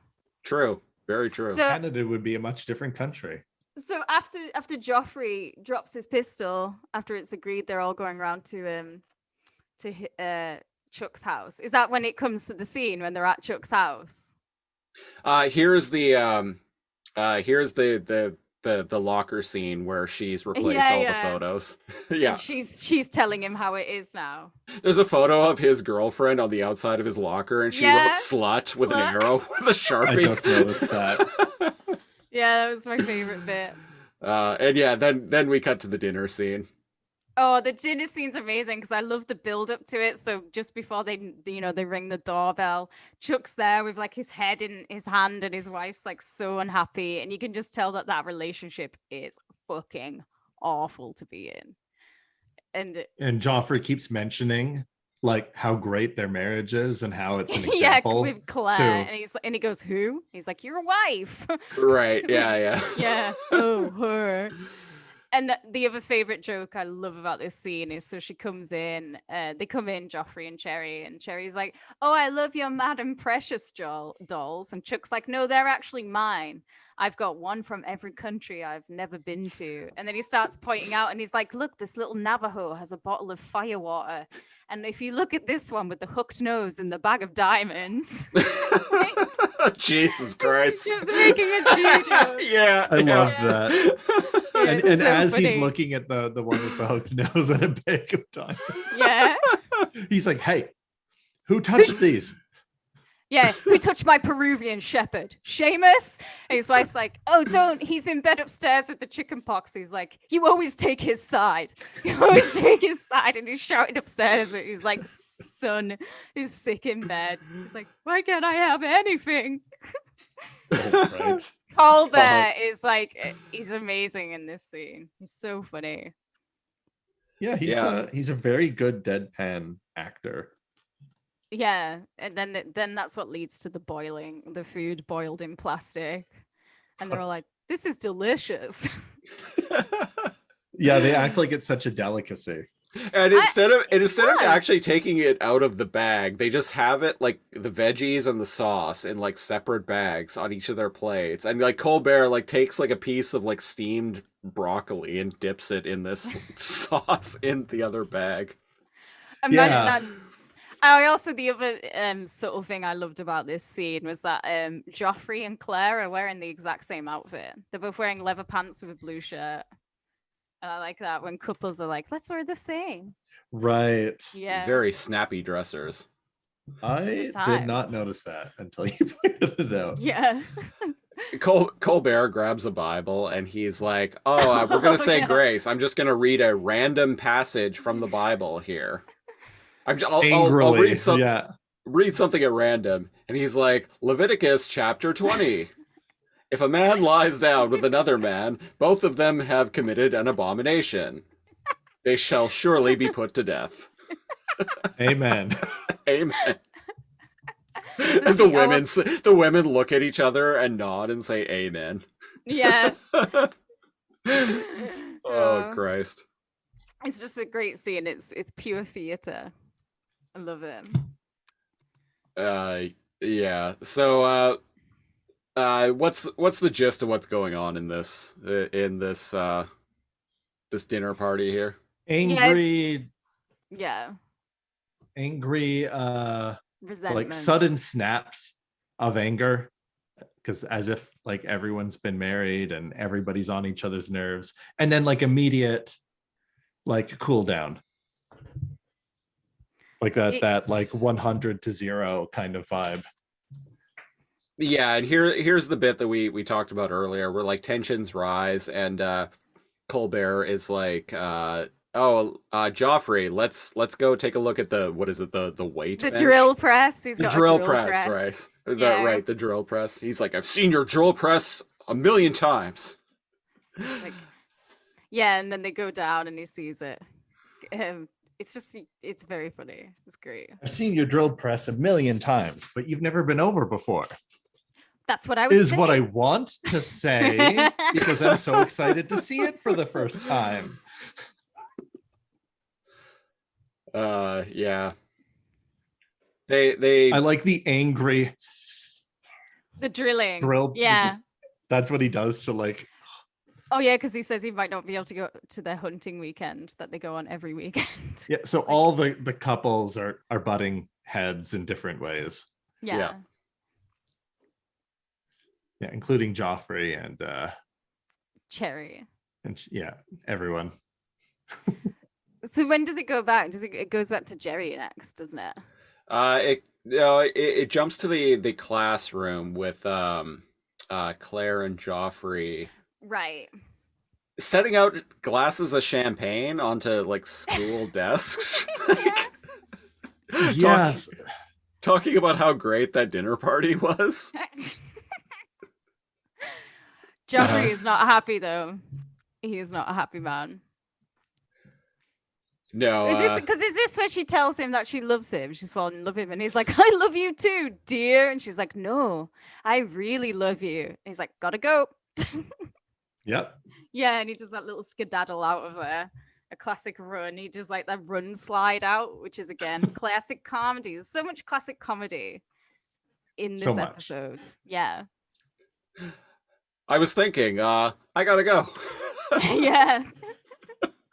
Just pieces out. I just remembered I left the light on in my my other life. Yeah. Oh yeah, that's what he says, isn't it? Brilliant. Yeah. Yes. Thank you. Closed captions. Conveniently enough, this show is on a readily available on a Canadian streaming service called Crave. Oh, is it? Yes, not the movie. With captions. With closed captions, yes. That's pretty cool. All right. So after he runs away, yeah, this is where it cuts back to Jerry, like being very forward with Ronnie. Yeah, because it's about to come to that the zoom out and the zoom back in of when she's screaming. Yeah, which is amazing. That's I love that part. It's just like so not necessary or needed, but they were like, "We're gonna do this. Can you just like scream manically for that long?" And she's like, "Sure, I can." Amy Sedaris is like so underrated because whenever they talk about like female comedians, you never hear her mentioned to being like a great comedian. And she is. To do all this stuff is fantastic. Yeah, so he is like she's like creeping him out, and he's like, yeah, I want a fake divorce from our fake marriage, and then runs away, and that's when she does that like really long extended scream as the camera like zooms out. I'm not a fan of that humor, but I understand that this was before that humor, because this is what 2000. This is before that humor had like been become like just beating a dead horse.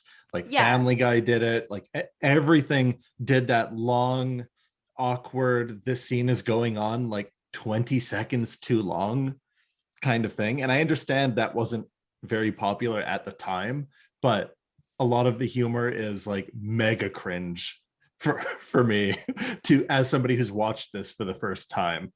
Yeah.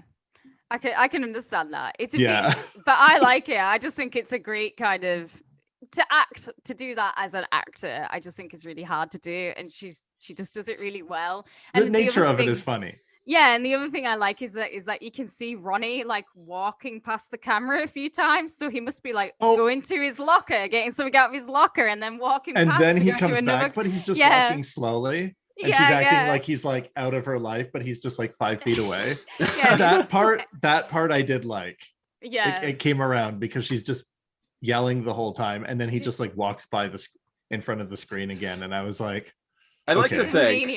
I like to think. You ever have moments where like there's someone there's someone in a place that you need to go to for some reason, and you don't want to run into them, so you kind of hang around, but like somewhat out of sight in the hopes that they'll fuck off. Yeah, we've all been there. Yeah. Definitely all been in that situation. Yeah. I kind of like to think that that's what he's doing here. He's just he forgot like his pencil or something in the classrooms, so he needs to go back, but he's just waiting for her to leave. Oh yeah, he's checking and waiting. He's asserting his dominance, you know? And then it cuts to them being in the principal's office. Yeah, and with Principal Blackman, because he's got some great lines here as well. Principal Blackman, yeah, he's talking about like the importance of like the sanctity of marriage and whatnot, and his secretary like buzzes in and is like, "Oh, Principal, your ex-wife is on the line." He's like, "I won't give her another cent. Tell her I'm not here." It's like, where else would you be? It's school time. She knows you're there. He's like, she won't get another penny out of me. I had a few indiscretions, but I kept the house clean, damn it. Yeah. That's it. Sure, I had a few indiscretions, but I kept the house clean. God damn it. Which I'm like, oh, I feel that. Oh yeah, and then Cherry comes in too, and she's trying to, and she realizes it's all a sham with Joffrey. I just love the name Joffrey. I like saying it. It's one of those names. Yeah, it's Game of Thrones has ruined the name Joffrey. Oh, is there a Joffrey in Game? I didn't like Game of Thrones, so I never watched it. Indeed, I would like to say, as Yeah. a Northerner, I found lots of parts of Game of Thrones very offensive, especially because if you're gonna make it about the kind of the North, why the fuck aren't you filming it here? Because we have all the things that you're writing about, but you're not going to bring the industry here. And instead, So you're you're going to upset do a stupid that Vikings pastiche. was filmed there, but not Game Vikings. Of Thrones. But Vikings happened here. I'm literally sitting on Roman Viking territory now. So that's, bring that here. The Vikings loved this land. A lot of places in the Lake District is Viking language too. So we still have that. There's a reason they kept trying to take that shit over. Exactly. It's a green and pleasant land. That's what they wanted. Mm-hmm. But the Vikings owned all of us at one point. They were that powerful. And then that was they controlled England for 3 years, from 1066 to 1069. Nice. The reason Hadrian built his wall, the Hadrian's wall is over there from me. I can see cool. I can see Hadrian's wall from where I live. Rad. The reason they built that was to stop Vikings. We don't want your kind, bros. Stop it. Because they were still invading and stuff at that point. Why am I talking about that? Oh yeah, we're talking about Game of Thrones. Yeah, my heritage is I'm 1/4 Norwegian, and the other 75% is all from the UK, all parts of the UK. Oh yeah, so you're a honky. Yeah, I always say I always follow that up to people with so I'm literally the whitest motherfucker you will ever meet. You can't really get Scandinavian in the UK, although it depends what part of the UK, because we are a big melting pot. But if you're Scandinavian, you're white. There's no totally denying it. But I find that era of history really fascinating. Yeah, it is a really fascinating time in history. It was just constant war. And it's good, even though the Vikings left no written stuff behind, they've left a massive legacy for how little they actually, because the Romans, they took over for a real long time, and there's still a lot of Roman stuff here. Mm-hmm. That, all our roads are still Roman lands and stuff. Yeah, in smaller villages, there's still Roman roads. Yeah, I think in that's my area really cool. too. Yeah.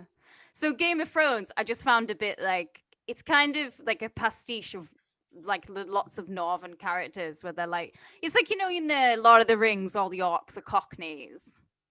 Yeah.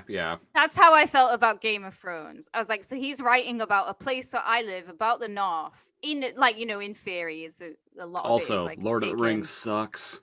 Lord of the Rings fucking sucks. was never into it. I hated it. I went and saw all the films at the cinema, but I was why am I doing this with my time?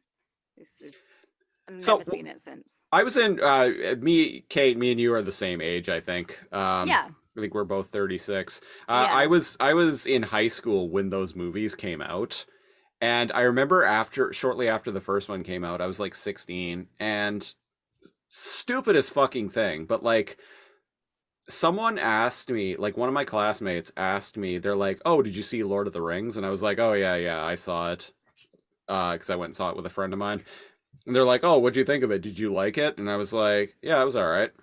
And then what ended up spreading around throughout school over the course of the next month was that I was a Lord of the Rings nerd.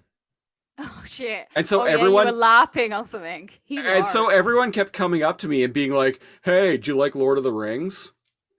It was the stupidest fucking thing because that's why you don't like Lord of the Rings. I was not even a cool kid. Like I read like fucking comics and shit like that. So I was like, make fun of me for the things that I actually do.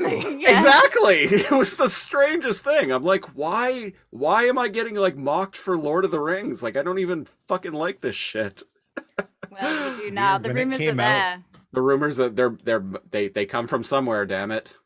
When it came out, like everybody loved Lord of the Rings, and it was the opposite. You were like not cool if you didn't like it. Not at my school. It was so popular. The thing that bugged me the most were the fucking nerds who just kept complaining that Tom Bombadil is not in the movies. Oh, the books are just so much better. And it's just like, well, then you make 20 goddamn like movies so you can capture every single written sentence in a book. I hate that about anybody that says that about a book to movie adaptation. Well, I always think they should be different. I definitely don't think you should do a Scorsese and do it line for line, shot for shot. I think it should be your interpretation. It needs to be different. Yeah, and with a book, especially like Lord of the Rings, as somebody who has read the Lord of the Rings books, the fucking books are just as boring as the film. I've said this to Christopher. That's I'm like, why have you tried I've never read them? Yeah, don't read them. They're a chore. I hate any book where it's like, and here is the map of the olden days, and I'm going to make up a lot of languages, and you have to like keep going, where the fuck are we? And you're looking back going, oh, we're here. Okay, now I can follow this along again. You're like, no. I read it when I was like 13, and even then, literally need a fucking roadmap to follow the narrative. You do. Is kind of boring.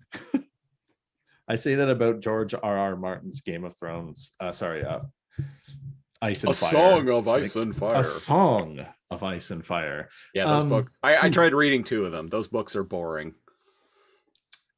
Can't do it.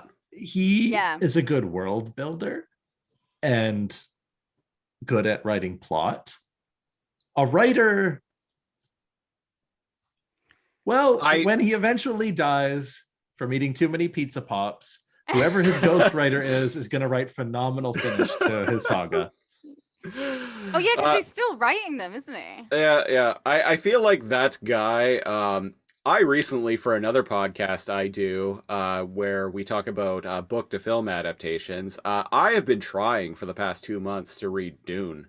Oh, we were talking about this. It's one of the most boring books I've tried to read. Yeah, I feel like George R.R. Martin, growing up, read Dune and was like, man, I got to do something like this, but I'm going to make it fantasy. And exactly, like he read Dune and Lord of the Rings, like that's his age. Yeah, right? Like those were cool, like fantasy / sci-fi books at this time. Some people are so into it though. I struggle to read like fantasy fiction. Like Dennis Wheatley, he writes a lot of like, The Devil Rides Out and all that. He is about as like a fantastical as I can get before my attention just goes, no. Yeah. I'm fine with it as long as it's interesting. Once like fairies start coming in and like telling people stuff, and then I just can't deal with it. I'm like, that would never happen.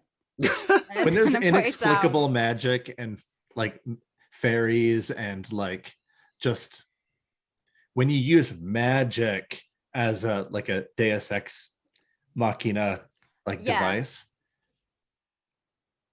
Yeah, just like a way to like explain like whatever bullshit you're coming up with. It's boring. The other thing I remember is you had the choice of Lord of the Rings or Harry Potter. That was it. Yeah. What are you talking about? You had that choice? Somebody pointed a gun at your head and you were like, you read Lord of the Rings or Harry Potter. You have to choose one. No, it was that summer when the films came out. Yeah, right. It was 2001. Yeah, they came out the same year, and like fucking everyone was just nuts about them. I'm like mildly okay with both. Yeah. Like, I know more than I should about both. I would, if someone series. said you had to pick one between the two, I would pick Lord of the Rings, because I think if you're an adult who enjoys Harry Potter, there's something fucking wrong with you. Intrinsically, something. I know broken. so many people, so many women who like love, live, laugh Harry Potter. Harry Potter. Yeah, there's something wrong with you. You know what that also reminds me of, this is kind of related, Kate, me and Cal, like when we first met, we were working at Blockbuster in like the mid to late 2000s, Blockbuster Video, when like Twilight, Clerks. Yeah, exactly, yeah, when Twilight came out. Oh goodness. It was like the like people renting that movie were either like 13-year-old girls, which or is 40 fine. or 45-year-old women. It's a coming of age film for teenage girls. So if you're like 14, there's your genre. Good for you. But if you're still enjoying that film 20 years later, it was like wrong with you. It was like 40, 60, 13-year-old girls and 45-year-old women. Like it was slightly like middle-aged women was slightly slightly more of a demographic. I'm so glad that Twilight has died out, because you never hear people talking about it. Or did it die out? Or did it become 50 Shades of Grey? 50 Shades of Grey. I don't think that's because the it same literally kind of level. did. Yeah, but I don't think it's the same kind of level of as hype, was it? Shorter lived. But I remember on the 50-year-old women really like it. You gotta make films for the 50-year-old women. They're a big market. They've got money to burn, baby. I actually remember when the first 50 Shades of Grey movie came out on Sick and Wrong, actually. This is when Wackerly was still on the show, and Wackerly referred to it as BDSM for bored soccer moms. Yeah. That's exactly what it is. Yeah. On you, Wack. Anyway, should we start wrapping this up here?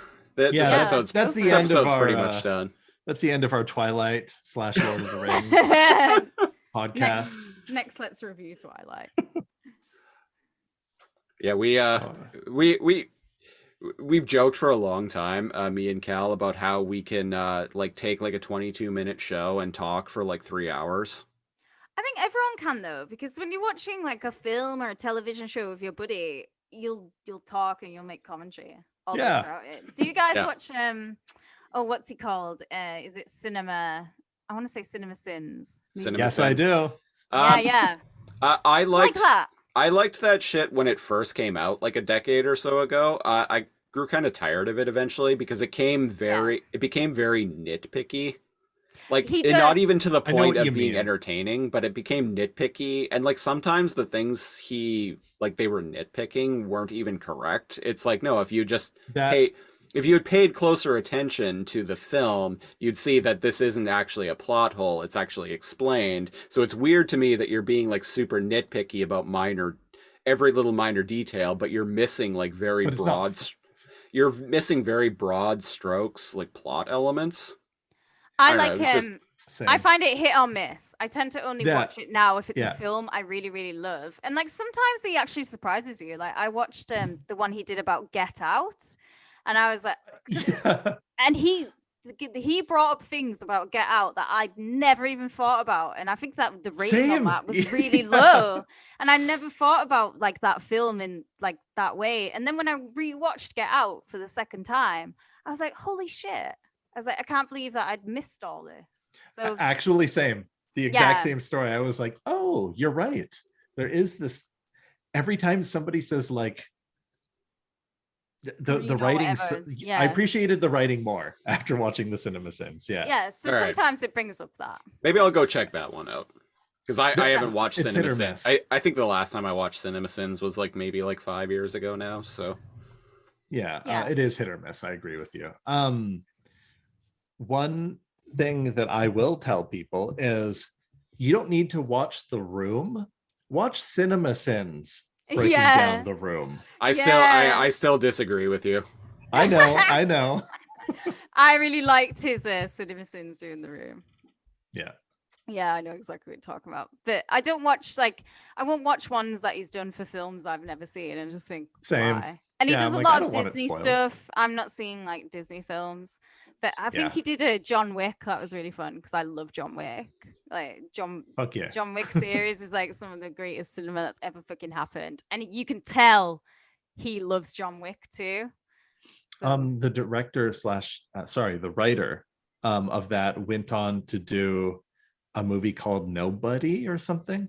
I was like, I haven't Nobody. seen that yet. It's definitely worth one watch. Oh, okay.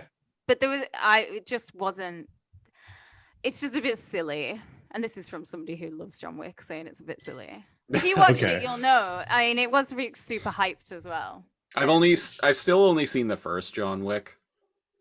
You need to get on the others. We should watch the others. I've only seen the first one. Oh my god, you need to they get better and better. The third one, especially with the horse chase scene, is fucking say no more. Amazing. Yeah.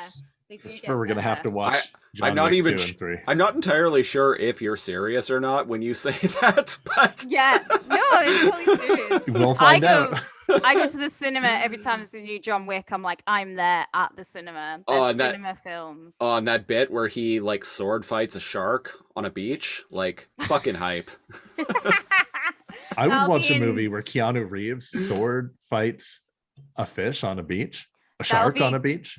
That's probably going to be like John Wick 10 because he said as long as people enjoy them and keep watching them, he's never going to stop making them. It's like Tom Cruise with Mission Impossible. Who's watching them though? Who's talking about Tom Cruise and Mission Impossible? Those movies make like a fucking $1 billion at the box office these days. I don't get it. They were actually pre-pandemic, but they were just filming the new one here in the Lake District, and I was really hoping to just bump into Tom Cruise just so I could spit in his face.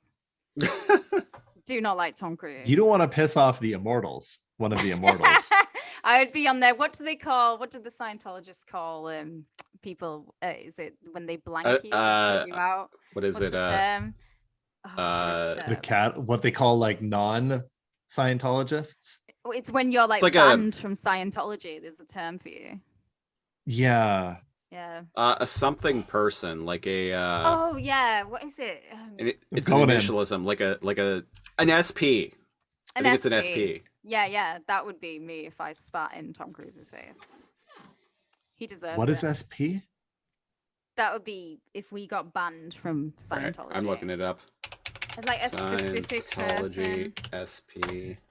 Because I know suppressive person. There we go. Suppressive person. Yeah, that would be me. It's basically a person that is like bad to be around, bad for you, bad for your beliefs. Like somebody just full of thetans, just like crawling with thetans. Yeah. It's another way of saying like a calling someone a toxic person in your life. But speaking of science fiction fantasy gone too far. Scientology. How do we make science fiction that turns into a religion? Let's work on it together. Yeah, we were talking about audio dramas earlier. There we go, but base it off of the Allspark. It's all coming together. It's the laser comb miasma. Anyway, so this episode ends with basically Cherry decides to give them an A because they got a divorce, because now she sees how shitty marriage is.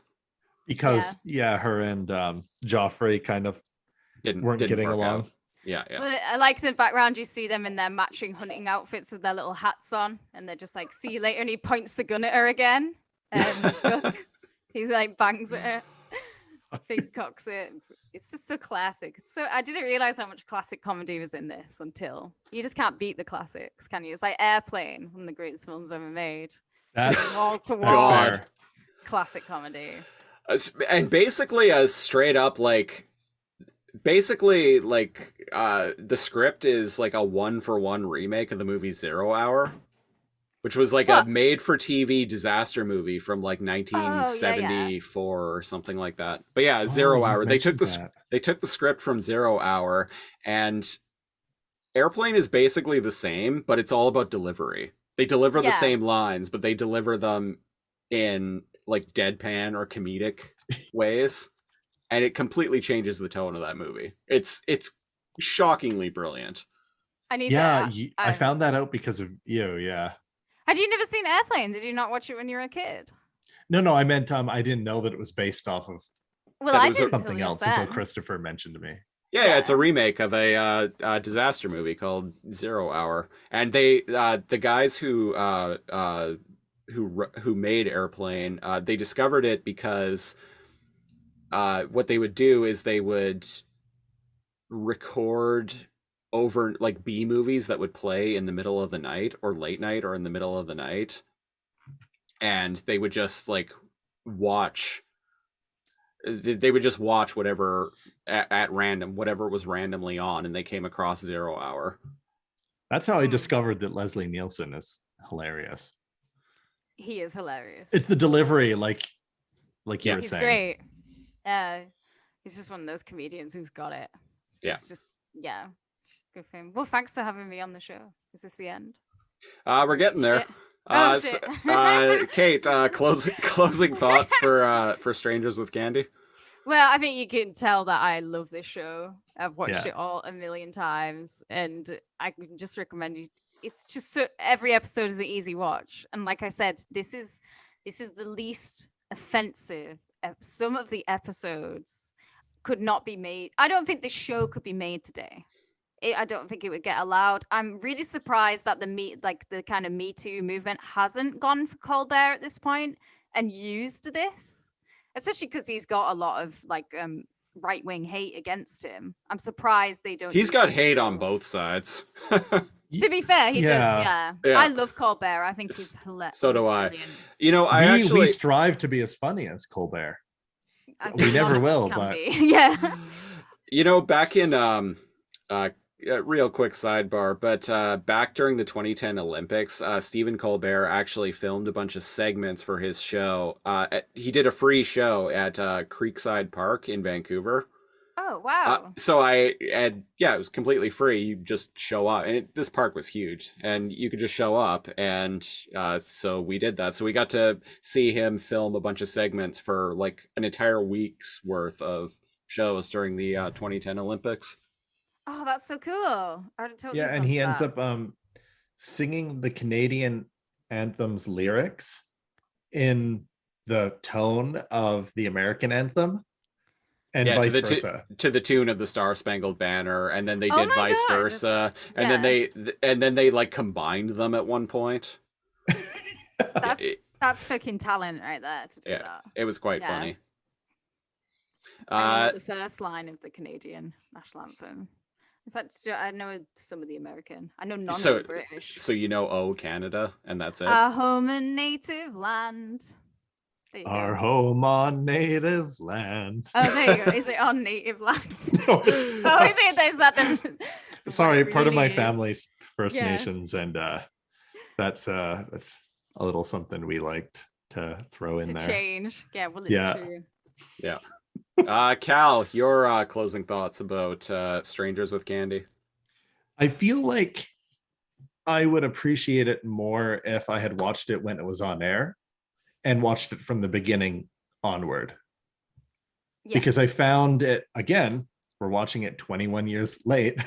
I found a lot of the jokes like super cringe and the humor didn't like really resonate with me, but I absolutely acknowledge how sharp the writing is and the delivery and the not just the writing for the dialogue, but the plot as well. Like it moves quickly, it tells you the story that it wants to do, it hits you with the jokes like nonstop. And so once I realized, oh, this is an SNL skit from like beginning to end, like a raunchy SNL skit, like you had mentioned, kind of like live action South Park in a way. The whole thing is just satire of itself. I can appreciate that, but it was a little, it wasn't up my alley exactly. It's definitely not for everyone. I will say like I said, if I had watched it when it came out from beginning to end, I'd probably have more nostalgia for it.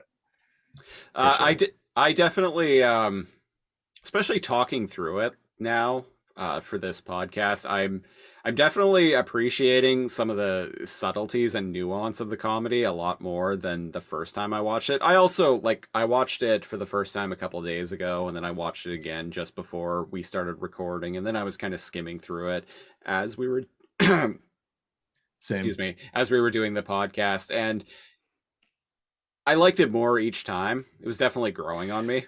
Yeah, all the little subtle things pointed out, all the details, the little pictures, the like right down to like the photo of Principal Blackfin in his locker. Like that's just little things like that. I liked it more when we started analyzing and breaking down everything. There is like there's stuff like that I've not noticed throughout the series. Like one of the things I just noticed recently, like in the last couple of months, was she's having an argument with her mum and her brother, and she's really upset, and she's like, I'm gonna go to my room, and she opens up the fridge and she takes out a massive cucumber, and then she goes upstairs to her room, and I just never thought about it for ages.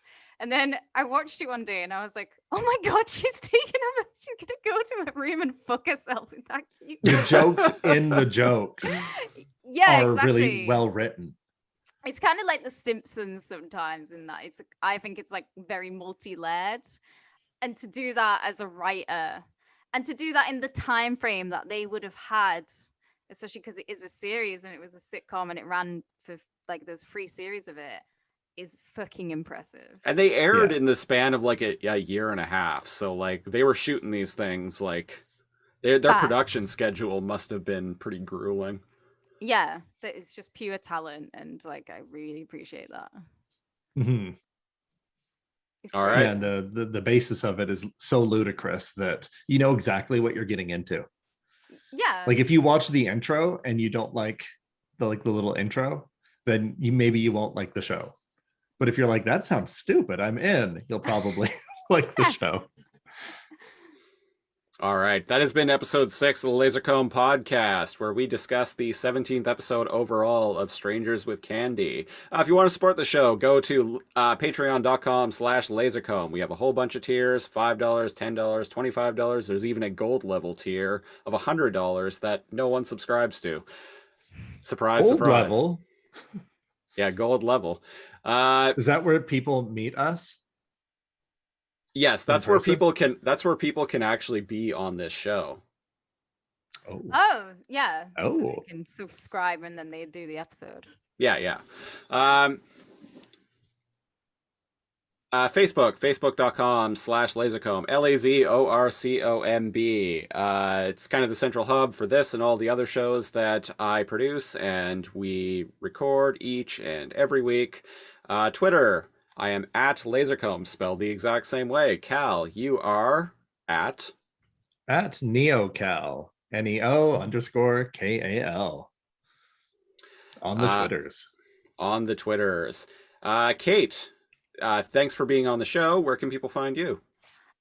Sick and Wrong Podcast, which comes out weekly. That's Sick and Wrong Podcast everywhere. D has definitely TM'd that. like he's Gene Simmons.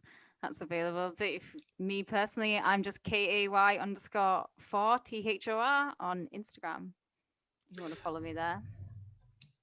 Yeah, go check out Kate's Instagram. We will be back next week with an episode of Teenage Mutant Ninja Turtles. I put up a poll on Twitter, as I do just about every week. Let my Twitter followers decide what we're going to talk about on this show. And the poll just closed a couple hours ago, and Teenage Mutant Ninja Turtles won. It beat out Biker Mice from Mars again. No! I've put Biker Mice from Mars on each and every Twitter poll that I've done for this show so far, and never wins. So Kate, you're the other person voting for that with me. Yeah, I want like Biker Mice votes, from and Mars. it's like me. Yeah. Every time I've seen the poll, I'm like, I want Biker Mice from Mars, just because I want to hear you guys talk about the intro being one of the greatest intros to like any cartoon. It is pretty hype, yeah. I loved it growing up. You just got to get like everybody from the Sick and Wrong Discord to like jump on Twitter to band together and jump on Twitter and vote for Biker Mice. Yeah, rig the system. Let's do it. So I'm going to do a little bit of screen share, trying something new this week. Uh-oh. Look out. Minimize the porn, Christopher. This is usually my job. This is only something I just started experimenting with yesterday. So Teenage Mutant Ninja Turtles, as per Wikipedia, 193 episodes overall. So we're going to go to numbergenerator.org. We really got to get them to like sponsor us or something. Because I give them a shout out on like every episode. Like it's just science, you know? So 193. One random number is between 1 and 193. And here we go. 69. Come on. 22. 22. I was really hoping for something higher than that. But were you? Oh well. I want to know what it's called. Episode 22. Episode 22 overall of Teenage Mutant Ninja Turtles is season 3, episode 4, The Maltese Hamster. Oh my gosh, amazing! I wonder if that'll be like a film noir of like the Maltese Falcon. Yeah, that'd be so cool if it is. I hope so. I really hope so. Wow. All right. Cool. Oh, Christ. Well, thanks for having me, guys. It's been a blast. Yeah, thanks for being on the show. Like I said, we'll be back next week with episode 22 of Teenage Mutant Ninja Turtles. And until then, I've been one of your hosts, Christopher Siege. I'm NeoCal. And I'm the guest. And our guest, Kate Rambo. And until next week, thanks for listening.